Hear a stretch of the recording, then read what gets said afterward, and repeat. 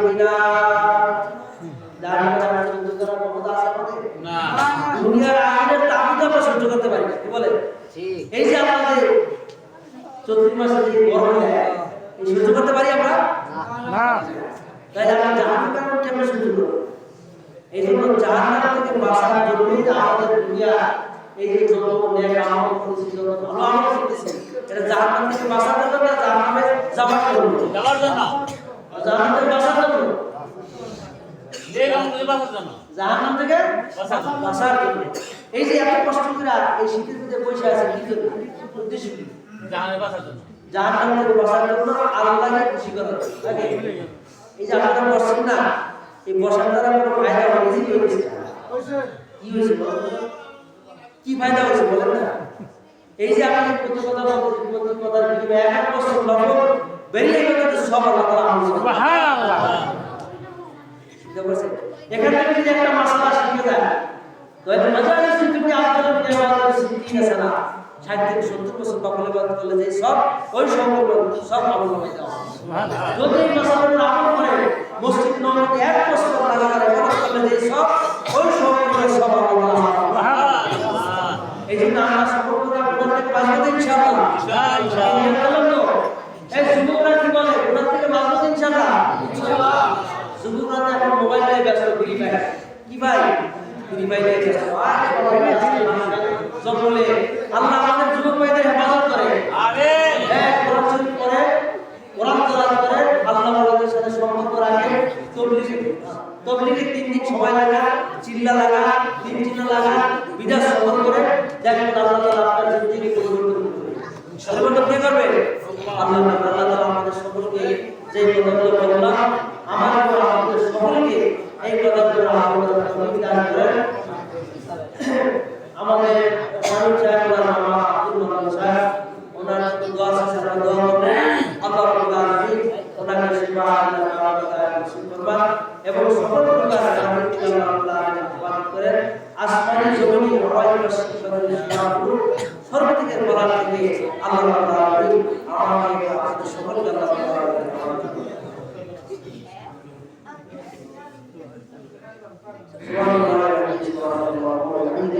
أشهد أن لا إله إلا أنت أستغفرك وأتوب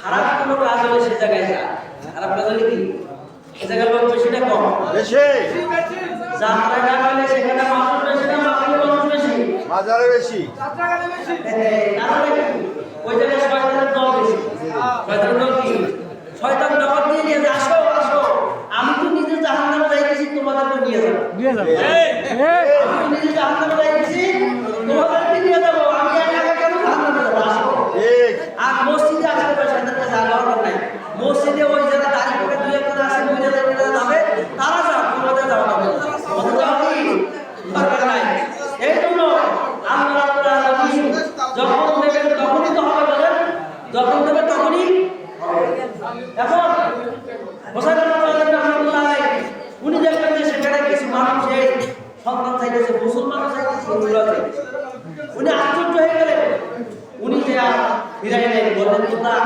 এর কাছে চাওয়া তোমরা আল্লাহর কাছে চাও কার কাছে চাও আল্লাহর কাছে ওই বেটা তোমার একটা তুমি কোথা থেকে আসলে না ছায়া তুমি কোথা থেকে এসেছো আমরা এখানে ধ্যান করার অবস্থা আছে বলতেছে তোমরা তো শিরিক করছো কি করছো শিরিক এটা শিরিকের গুনাহ তোমরা কোনো কিছু প্রয়োজন হবে আল্লাহ রাসূল সাল্লাল্লাহু আলাইহি ওয়াসাল্লাম একটা বায়াত গ্রহণ করে দিয়েছেন আমরা সবার মধ্যে উনি বলে আমরা আজ থেকে 9 জন সাহাবা کرام ভাই কথাগুলো শুনেন আপনারা কথা বলতে বয়ান কিন্তু কথা বলে দিয়েছেন কারণ এগুলা মানুষের ইচ্ছা করে বয়ান করতে পারে আল্লাহর পক্ষ থেকে আসে কার পক্ষ থেকে আপনি সারাদিন পড়ালেখা করে বয়ান আসবেন একটা কথা বের করতে পারবেন বয়ান কার পক্ষ থেকে আসে আল্লাহর পক্ষ থেকে এই জন্য আপনারা চেষ্টা করা তাহলে আমার কথা তো হারাই যাবে হযরত সালমান রাদিয়াল্লাহু তাআলা হুজুর বললেন সালমান তুমি কিসের আশায় জান্নাত পাইতে চাও বলি ইয়া রাসূলুল্লাহ কেন বলেন তোমরা আমার কাছে কেন বায়াত করো না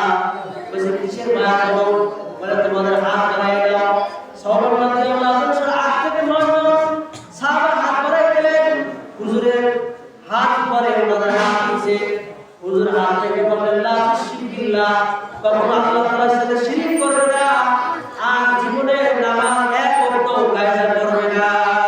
সুবহানাল্লাহ। আর কোন জিনিস যদি তোমাদের জানার প্রয়োজন হয় তাহলে আল্লাহর কাছে বলবে, কোনো মানুষের কাছে বলবে না।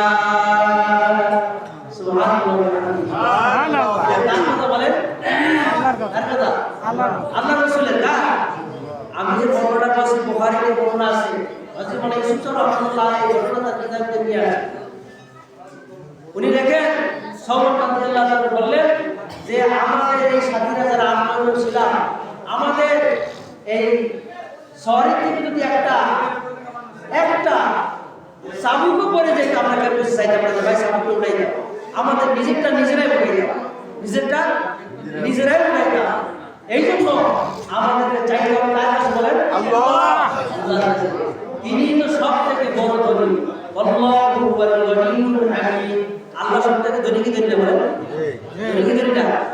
ওয়া আনতুমুল ফুকারাউ ইলাল্লাহ।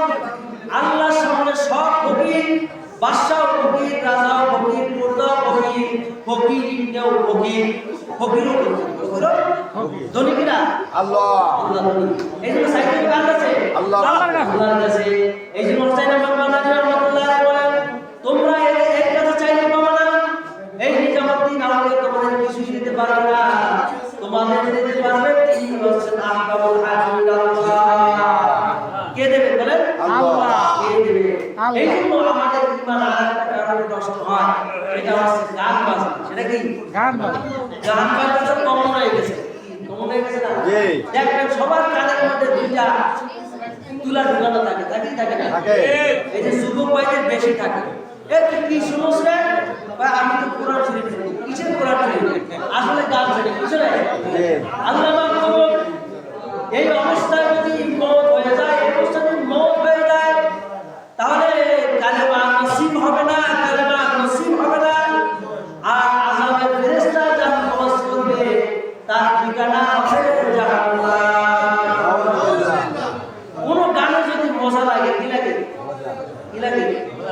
মজা লাগে। এই গান যদি শুনেন তাহলে আপনার ঈমান চলে যাবে।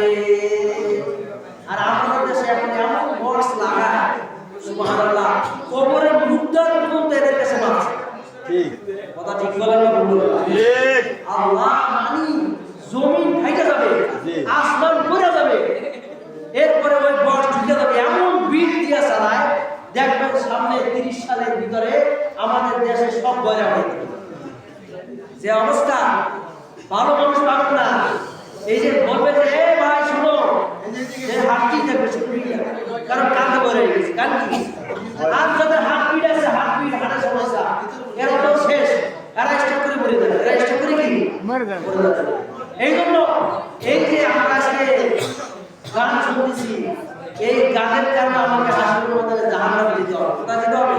জাহান্নামে। হ্যাঁ, আল্লাহ রাব্বুল আলামিন সূরা লোকমানের মধ্যে কি বলতেছে শুনেন, বলবো নাকি? বলেন।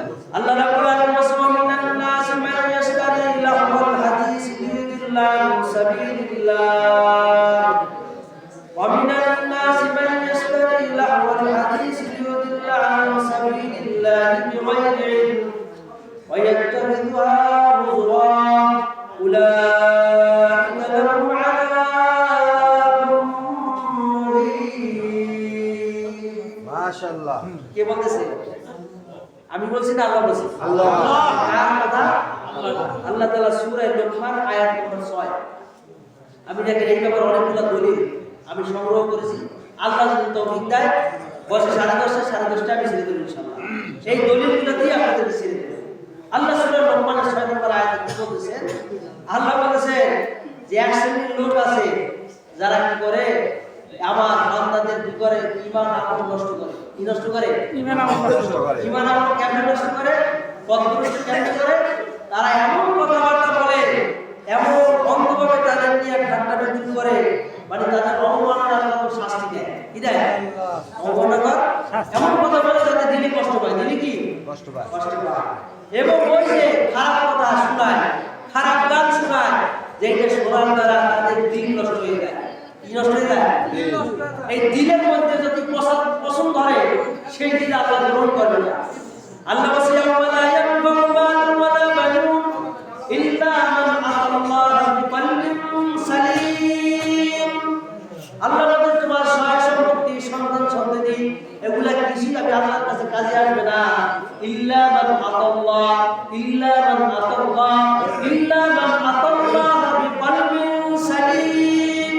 এবং না তুমি যদি আমার কাছে সুস্থ দিল নিয়ে আসতে পারো এই সুস্থ দিলই তোমাকে হাসরের ময়দানে মুক্তি দিয়ে দেবে। সুবহানাল্লাহ। আমাদের দিলের রোগ আছে কি নাই বলেন? আছে। কি আছে কি নাই বলেন? আছে। আচ্ছা বলেন নামাজ পড়তে মজা লাগে না গান শুনতে মজা লাগে? গান শুনতে। এইটাই তো দিলের পছন্দ। জি। যদি এইটা আপনি এই সরাসরি বলবেন না, যদি আযান শোনার পর মসজিদে আসতে আপনার দিলে বাধা দেয় তাহলে বুঝতে হবে আপনার দিলে পছন্দ হচ্ছে। কি হচ্ছে? আপনার দিলে কি হচ্ছে? আর যদি আপনি আযান দেওয়ার পরে মসজিদে দৌড়ে চলে আসেন, আযানের আগে চলে আসেন, তাহলে বোঝা যাবে যে আপনার ঈমান ঠিক আছে, দিলে কি করে নাই? পছন্দ করে নাই।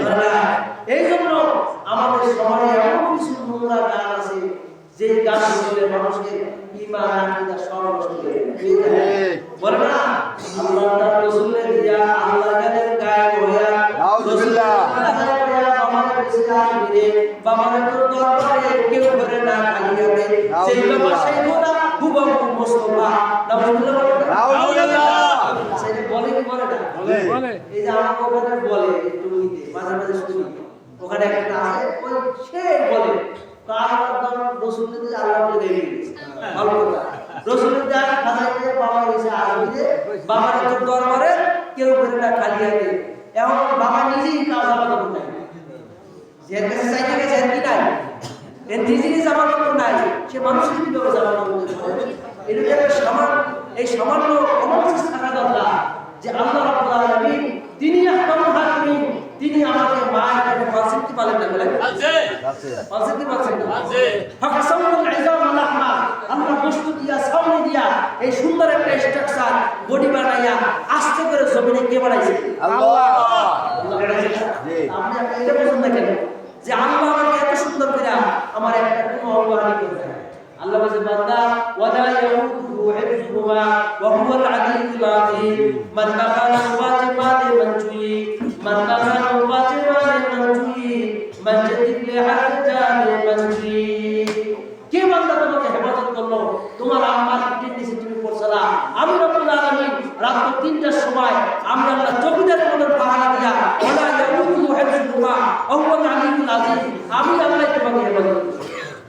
আমরা সকালে মার নিচে পড়ছি না, আব্বার পিঠের নিচে পড়ছি না, যেই সময় পড়ছি আব্বার সরাই দেওয়ার কথা ছিল না ছিল কে সরাই দিয়েছে? আল্লাহ আল্লাহ সরাই দিয়েছে। সে আল্লাহকে বাদ দিয়ে আমরা কোথায় দিয়েছি? এই জন্য সমাজে আমাদের এখন এই পরিমাণ ইমানের পছন্দ হচ্ছে, দিলের পছন্দ বলে আমাদের দিন নষ্ট হয়ে গেছে। এই জন্য মানুষ এখন কোরআন হাদিস শুনতে চায় না, খালি গুনার দিকে দৌড়ে গেছে। কারণ আমরা কিন্তু বেদান্ত মাসালের জমানা আসি কোথা আসি আমরা কোন জমানা আসি আজ থেকে 30 বছর আগের যে অবস্থা ছিল, পরিবেশ ছিল, সমাজ ছিল, সেই 30 বছরের পরে সেই সমাজ নাই আছে বলে নাই। কেউ কেউ মানে না, কেউ কেউ সম্মান করে না, বড়রে ছোটরা সম্মান করে না, আর এরকম বড়রা ছোটদের স্নেহ করে না, মানে কোনোই নাই না। আলেম আমাদেরকে দেখলে গালি দুঃখ গালা পাতা কত কিছু করে ফেলায়, কিন্তু এই যে সুন্নাত উঠে গেছে আর আল্লাহর ভালোবাসা আসছে। যেই সমাজের ভিতর রহমত বরকত আসতে হবে সেই সমাজ থেকে সমস্ত খারাপ হয়ে যেতে হবে। আমি একটা খবরে দেখছি আপনাদের মানিকগঞ্জে একটা এলাকায় নাম আছে সিংগাই। সিংগাই আছে নাকি? আছে। সিংগাই একটা গ্রামে আমি একবার ওয়াজ আসলাম, সেখানে শুনলাম ওই এলাকায় কোনো গান বাজনা হয় না। সুবহানাল্লাহ। ইমাম সাহেব জিজ্ঞেস করলাম এখানে কোনো গান বাজনা হয় না? কোন গান বাজনা? বিবাহ সাথে হইতেছে তাও বোঝা যায় না। মুসলমান বিবাহ সাথে হইতেছে মুসলমান নাকি এইটাই বোঝা যায় না। এই জন্য আল্লাহ রাসূল সাল্লাল্লাহু আলাইহি ওয়াসাল্লাম কি বলতেছেন দেখেন, আল্লাহ রাসূল সাল্লাল্লাহু আলাইহি ওয়াসাল্লাম বুখারী শরীফের 5590 নম্বর হাদিস, قال رسول الله صلى الله عليه وسلم لا يكونن من امتي اقوام يستخلفون حرة ولا عجينة ولا خمرة ولا معازفا। বুখারী শরীফের 5590 নম্বর হাদিস। আল্লাহ রাসূল সাল্লাল্লাহু আলাইহি ওয়াসাল্লাম বলেন অবশ্যই আমার পরে এমন কিছু লোক আসবে যারা জেনা, রেশম এবং নেশাদ্রব্য এবং গান বাজনা বাদ্যযন্ত্র থেকে হালাল করে দেবে। নাউজুবিল্লাহ। আমি বলছি না, আল্লাহ রাসূল বলছে। ও ভাই কি বলছে বলে? এগুলো কি বলছে? আল্লাহ রাসূল বলছে বুখারী শরীফের 5590 নম্বর হাদিস, আপনারা মতন কিতাব থেকে খুলে দেখবেন। এবার আল্লাহ রাসূল বলেন আমাদের কাছে ডিজি পাস হয় না, বেঞ্চ হয় না, এটা কি হালাল না?